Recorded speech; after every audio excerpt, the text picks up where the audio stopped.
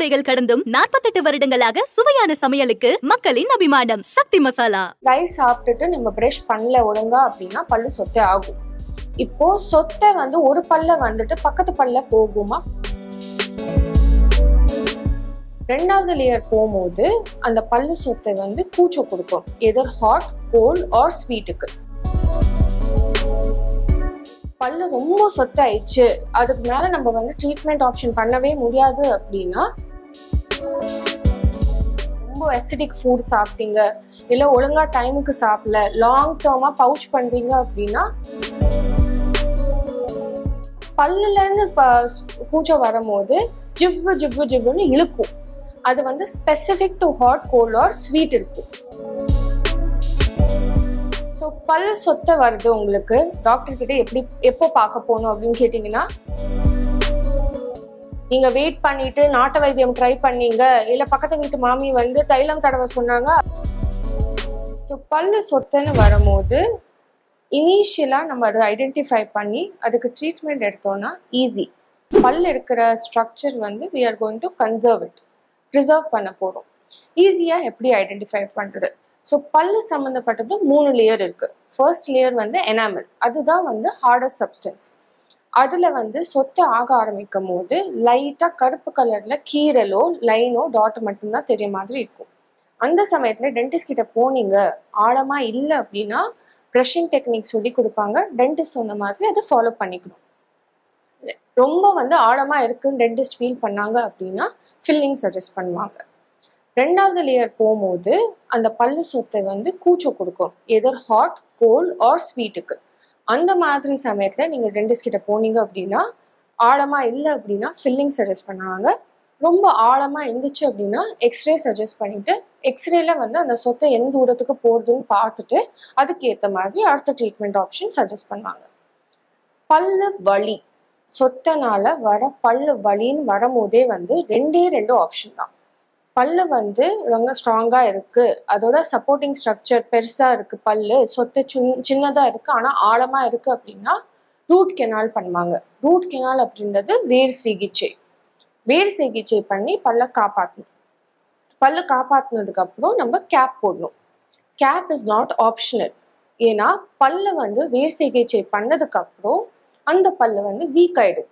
அதுக்கு தேவையான blood சப்ளையோ nerve supply இருக்காத காரணத்தினால நம்ம அதுக்கு க்ரௌன் கொடுத்துட்டு அதுக்கு இருக்கிற ஃபோர்ஸ், நம்ம மெல்ற ஃபோர்ஸ் யூனிஃபார்மா தாடைக்குள்ள போறதுக்கு தான் கேப் போட போறோம். ரெண்டாவது, பல்லு ரொம்ப சொத்தாயிடுச்சு, அதுக்கு மேல நம்ம ட்ரீட்மெண்ட் ஆப்ஷன் பண்ணவே முடியாது அப்படின்னா பல்லு எடுக்க தான் சொல்லுவோம். இதுல டாக்டர் பல்லு எடுக்காம ரூட் கெனால் பண்ணாம என்ன பண்ணலாம் அப்படின்னா ஒண்ணுமே பண்ண முடியாது. வலி வந்ததுக்கு அப்புறம் பல்லு சொத்தை ரொம்ப ஆழமா இருந்துச்சு அப்படின்னா 2 ஆப்ஷன் தான். ஒண்ணு பல்லு எடுக்கணும், இல்ல பல்லு காப்பாத்திட்டு கேப் போடணும். இப்போ பல்லோட ஸ்ட்ரக்சர் ரொம்ப கம்மியா இருந்துச்சுன்னா என்ன பண்ணுவாங்க?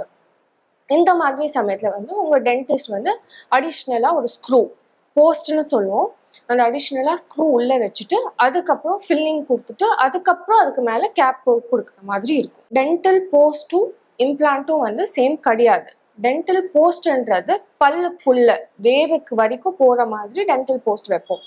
இம்ப்ளான்ட்ன்றது அது தாடல வைக்கக்கூடியப்பட்ட ஒரு பார்ட். ஆனா அதுக்கும் பல்லுக்கும் சம்மந்தமே இல்லை. ஸோ பல்லு சொத்தை ஸ்ப்ரெட் ஆகுமா இல்லையான்னு கேட்கும் போது, ஸோ நம்ம பல்லு சொத்தை ஆகிறதுக்கு 10,000 காரணம் இருக்கு. நார்மலா பேசிக் காரணம் எனி கார்போஹைட்ரேட், நம்ம சாக்லேட் தான் சாப்பிடணும், சிப்ஸ் தான் சாப்பிடணும், ஸ்வீட்ஸ் தான் சாப்பிடணும்னு கிடையாது. Any form of carbohydrate, simplest carbohydrate is a rice. So அந்த மாதிரி ரைஸ் சாப்பிட்டுட்டு நம்ம பிரஷ் பண்ணல ஒழுங்கா அப்படின்னா பல்லு சொத்தை ஆகும். இப்போ சொத்தை ஒரு பல்ல பக்கத்து பல்ல போகுமா? போறதுக்கு 100% வாய்ப்பு இருக்கு.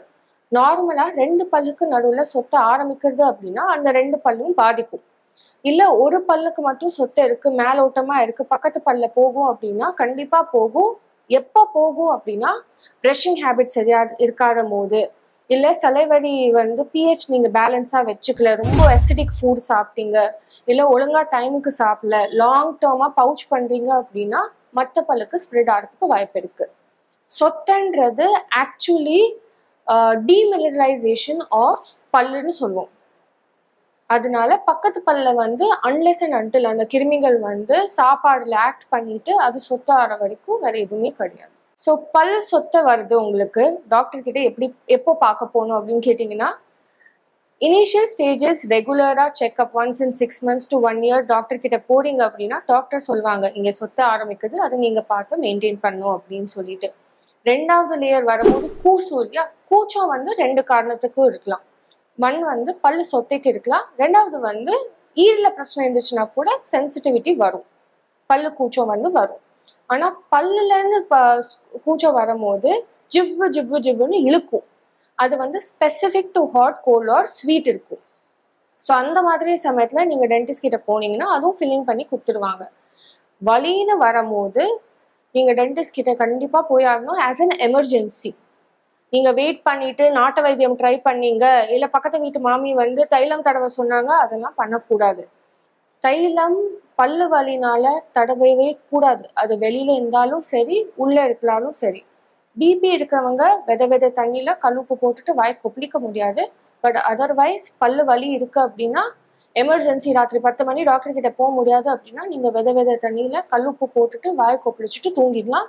நெக்ஸ்ட் டே எமர்ஜென்சியா ஒரு dentist பாத்துடுங்க. Cramp oil sometimes work ஆகும், கிராம்ப் சூ பண்றதுனால ஒர்க் ஆகும், ஆனா அது வந்து 100% ரிசல்ட் கொடுக்காது. All these are temporary measures. என் காரணத்துக்கும் பின்னோ இல்ல டூத்பிக் வச்சோ இல்ல கை நாக்க வச்சு நோண்டிட்டே இருக்கக்கூடாது. தலைமுறைகள் தொடர்ந்து 48 வருடங்களாக சமையலுக்கான மக்களின் அபிமானம், அன்பின் சுவையான அடையாளம் சக்தி மசாலா. சமையல் பிடிக்கும்னா சக்தி மசாலாவும் பிடிக்கும்.